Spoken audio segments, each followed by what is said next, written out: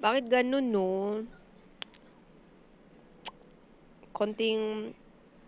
Kaya mag-iingat talaga tayo sa pag-upload, guys. Kasi, hindi natin mamalayan yung mga yung violation.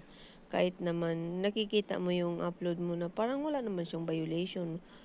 Minsan kasi, guys, nasa title, at minsan naman, may nasabi po tayong nabawal.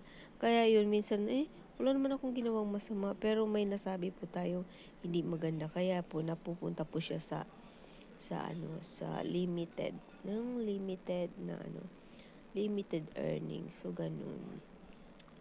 So, kaya mag-ingat-ingat na lang po tayo sa pagpo-post. After posting, i-check nyo after 30 minutes, i-check nyo po yung monetization tools nyo kasi di kasi natin masabi eh. Kagaya ko, mag-post ako, okay naman, tapos mamaya-maya na na siya, na limited na siya. Kaya dinidelete ko.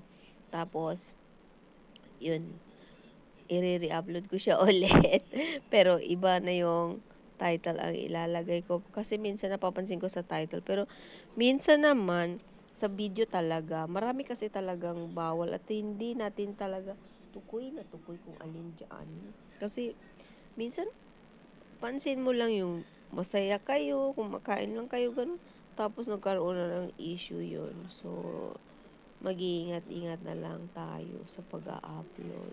But then, keep on uploading kung gusto talagang kumita, gustong maging masaya ang buhay, kumain ng gulay, at mag-upload ng mag-upload. Yun lang. Ang taong masikap, may aanihin yan.